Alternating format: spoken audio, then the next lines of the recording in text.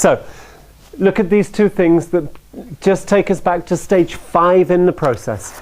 Our job in stage 5 and our job moving forward from stage 4 is creating a solution blueprint, is creating a proof of concept. It's possible or probable that you as a demand manager will not have to do this, but you'll steer it. That's your goal and your intention.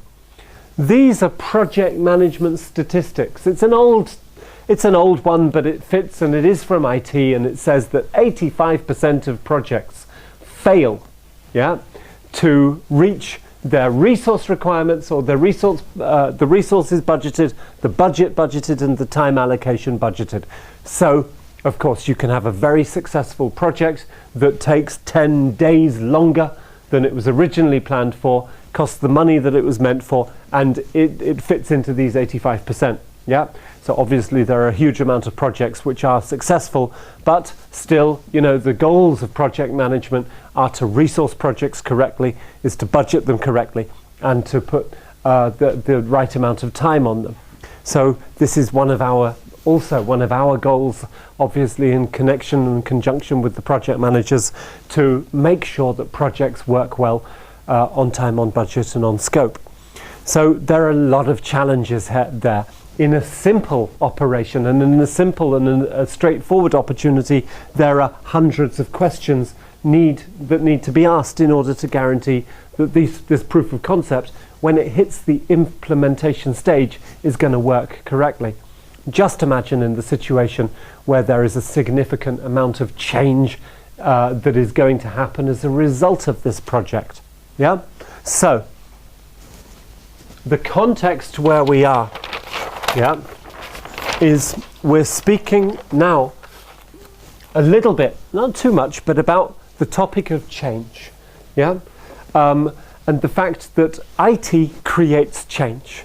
There's a great story about how there was a shadow IT story from a different organization, a Windows-based environment. They were working on NT, and the marketing department, through the back door, brought an Apple Mac environment with a full-scat printer capability on it. They smuggled it in at 3 o'clock in the morning. They put it into a room that hadn't been used for 2.5 years, and everybody had forgotten where the key was.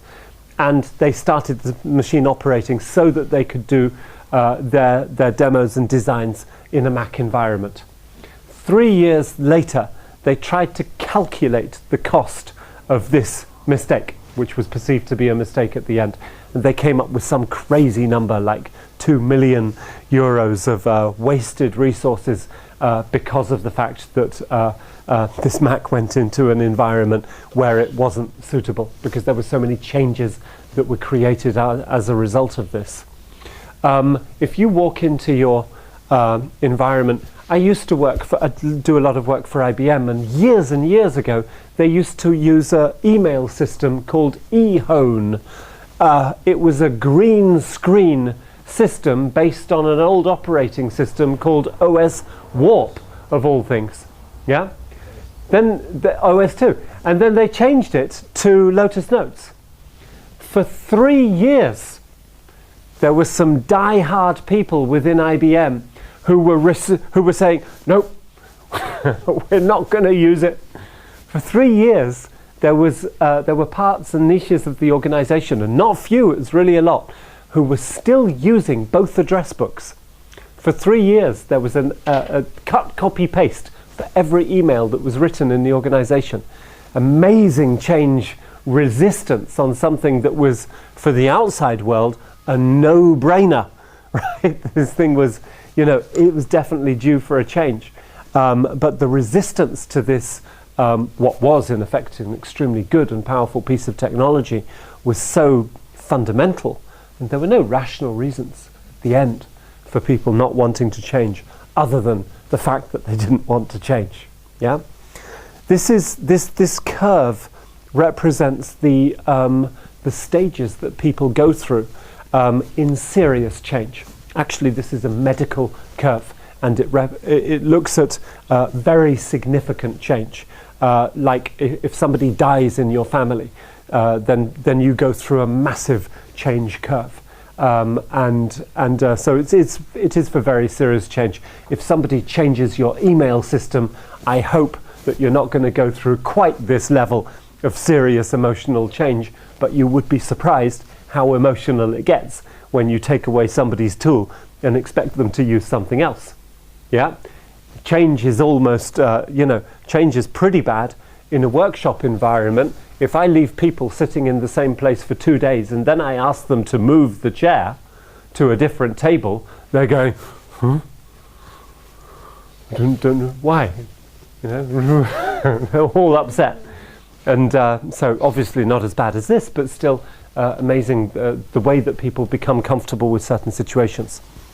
When big change happens, there is a massive sense of loss, yeah? And this loss leads to shock. You know, the rabbit in the light in the middle of the road. Yeah? Shock, immobility. They can't move, just shock, absolute shock. It's impossible to speak to anybody properly when they're suffering a state of shock. They suffer a big state of disorientation, and they go through big periods of denial. Yeah? No, it can't be true. Yeah?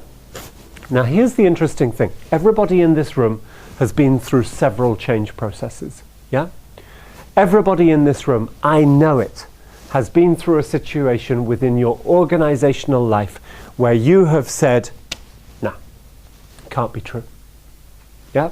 The change has been written, the change has been published, the change has been communicated, and you're standing there with a couple of your friends saying, don't worry, they can't mean it. It won't happen. No, I don't believe it. Yeah? And so this is nothing negative. Yeah? People go through these stages. It's a purely human reaction to go through these stages. The problem is that some people stay in this stage for months and weeks and years. And that becomes a serious problem. Some people move through it quicker than others. Anger, yeah? Getting angry with the change, not agreeing that it is the right way to go. And then this is the bit that I love, resistance, résistance. We will fight the change. We will fight it, Che Guevara. Yeah, revolution. Fight, let's go to the barricades. Let's protest. Yeah? Active resistance. Lots of discussions with your boss. Boss, this is a bad idea. Yes, but it's happened. Don't care, still a bad idea. We need to fight it. We can't fight it, it's happened. That's okay, we're going to fight it. No, it's happened already. That's all right, we're going to form a group, form a committee, write some presentations, write a lot of emails. You're with us, of course. No, no, I'm not. The change has happened, live with it. No, can't do it. Resistance. The only good thing about resistance is that it's proactive. Yeah? Denial and anger is just, boo. Resistance, at least it's proactive, at least it's action. But when active resistance doesn't work, passive resistance is the result.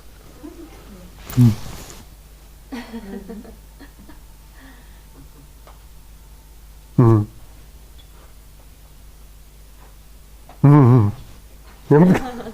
that great? Imagine that for 3 months.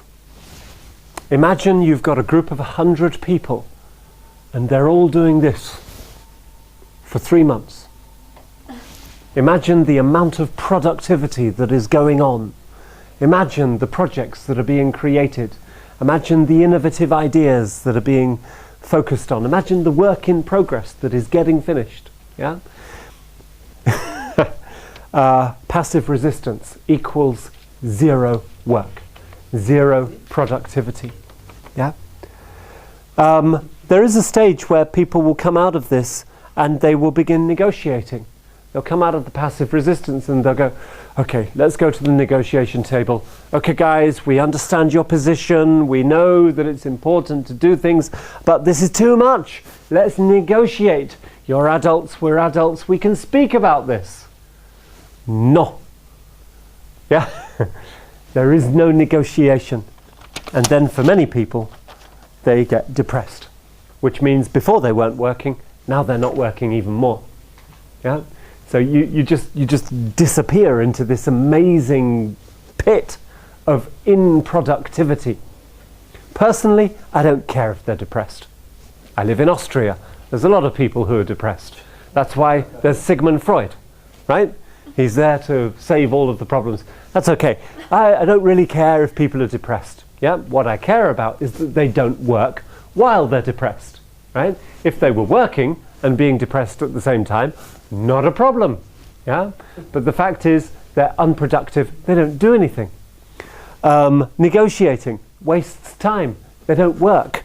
Passive resistance. They don't work. Active resistance. They're too busy resisting. They don't work. Anger. It's difficult to work when you're being angry. Denial. It's difficult to work when you're denying all of the time. Yeah. So this stage. How long is this stage? It really depends. You know. I mean, I've been in situations where one company has taken over another company, and the anger and resistance stage has gone on for quite literally years.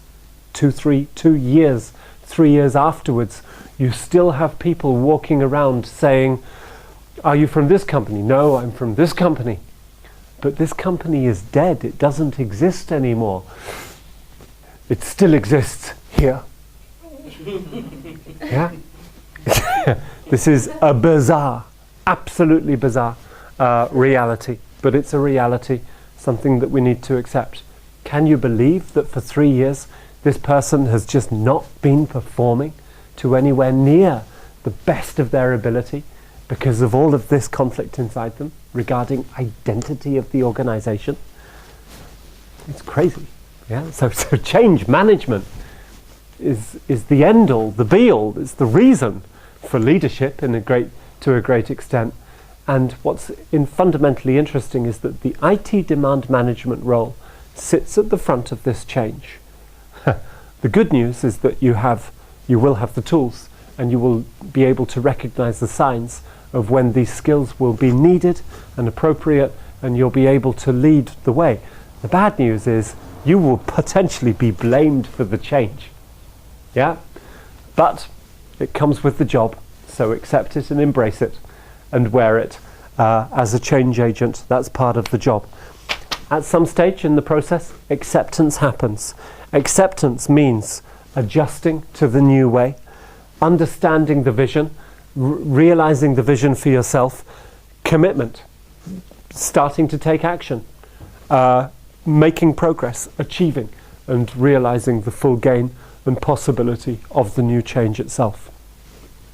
So this is very dependent on the severity of the change, on the amount of people that lose their jobs because of the change, on the amount of actual physical change that there is, department to office to building, and also on the individuals and the people themselves. The people, you'll react change better than you. Yeah? It's simple matter of fact. One person will react quicker, one person will bounce back quicker than another. So there'll be various different personality types to deal with as well. From a leader's perspective, the job is understanding the individuals and where their place in the change is to try and help them and move them forward. Yeah? From the perspective of IT demand management, your job is very, very clear. What change will the IT itself create? Because it's a product and a solution, it creates different working practices and different working realities. Yeah? Your eventual result will be up here. Where did it go? Disappeared. There we go. Yeah? What are those future processes? What are the facts and the phenomena of the future organization? Your job will be to understand what will be the impact on new functions and roles, and to start preparing for that and start communicating and making sure that that change is apparent and visible. So this is what's going to happen, right? This is the reality of what the people are going to go through. And here is hopefully what you will be telling your leadership that they will need to do in order to instigate this change. So this comes from The 8 Stages of Leading Successful Change by a writer called John Kotter. This is also pretty old. I'm absolutely not suggesting that this is by anywhere means the best change management process that there is. I like it because I've been using it for quite a long time and I think I kind of understand it now. And it's easy to explain. There are different stages in the process of creating a change process.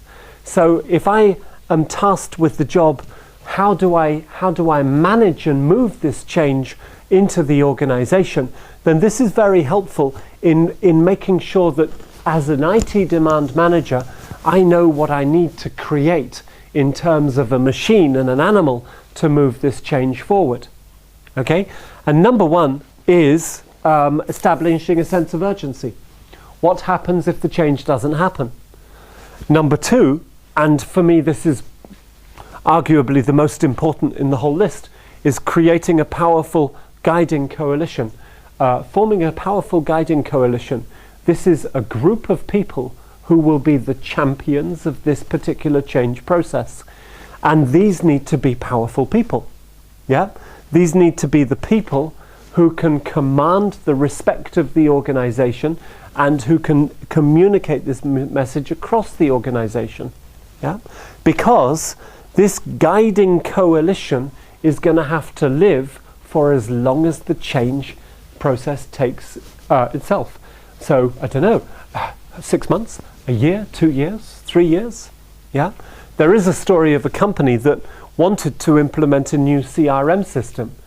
The new CRM system itself was a particular product. This product idea was brought in by a particular CIO. He championed it for 2 years. He got the organization to the stage where they were just about to implement it. And then this particular person got headhunted into another super sexy job somewhere else. What happened to the CRM project? Gone. Gone with the wind. Disappeared. No power, no support, no powerful guiding coalition behind the project. And very interesting to see how this project just disappeared away. The need for CRM did not disappear. But all of the plans that went in behind this particular idea did. So the job of these people will be to create a vision that can be communicated to the organization. Yeah? So our vision, sorry, it's okay, just a keeping awake process there. Our vision will focus on the future values and guidelines, and then the vision of the future organization. Yeah? Communicating that vision is a critical part of the change process. In fact, most change management agents and consulting organizations say that the reason most change initiatives fail is because of this particular piece. The vision and the change was communicated inappropriately, yeah, and in the wrong way. So the communication of the change and the idea and the way forward is absolutely fundamental. The next stage will be to empower other people to act on a particular vision and then plan and create for short-term wins. Okay? If we remember our reference story template is a way of saying this was a project we did and it worked really well. The reference story in itself is the explanation of a short-term win. The purpose of this short-term win is to show other people that it works and get them moving in the same direction, which means to build on the initial success of a small short-term win. So the change agents will actually create their projects and say, okay, we're implementing CRM. It's going to be a long time before we see the real value of the solution. What is the low-hanging fruit that we can achieve earlier on? What are the quick wins behind this project? Anticipating those quick wins and taking them early, building reference stories out of them, and then using them to build on initial success is the context of change within that process.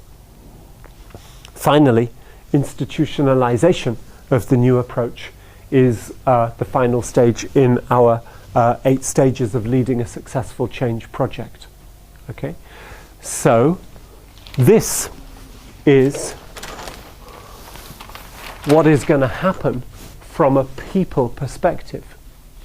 As an IT demand manager, this is the reality of what's going to happen. You have no way of impacting this. You simply need an awareness that every single individual is going to go through this at one speed or another, and very possibly you as well are going to go through this in your own journey to accepting the change. On an institutional and organizational level, you're going to have a group of people, so a powerful guiding coalition that is going to have more or less power. One of the key difficulties behind change is that this powerful guiding coalition doesn't exist. Nobody cares enough. Nobody sponsors enough. Nobody shouts enough. Yeah? And so this context and principle of a very strong group of people to speak about the change and to create the vision and then to communicate is again one of the big red flags behind it. So this is the way that a successful behavioral change project may happen. And all of the time, you as an IT demand manager are thinking, huh? Is this my job? Right? Well, is this your job? I don't know, is the answer to that question. Is it your job? We're going to see as soon as you tell us a little bit about your projects. I suspect that no. For most IT projects, the purpose of the IT projects is to change business processes, to align business processes with others. It's to improve business strategies and business tasks and objectives. Yeah? So the business owners will be the people responsible for the change. But these are all a list of potential red flags. And while it might not be your responsibility to lead the change, it will be your responsibility to raise the red flag when you see that something is not being done, or when you have a feeling that something is going to go wrong based on unsuccessful methodology implementation to the change itself. The reality of everything that we've said so far is that you're going to make yourselves pretty unpopular during this process.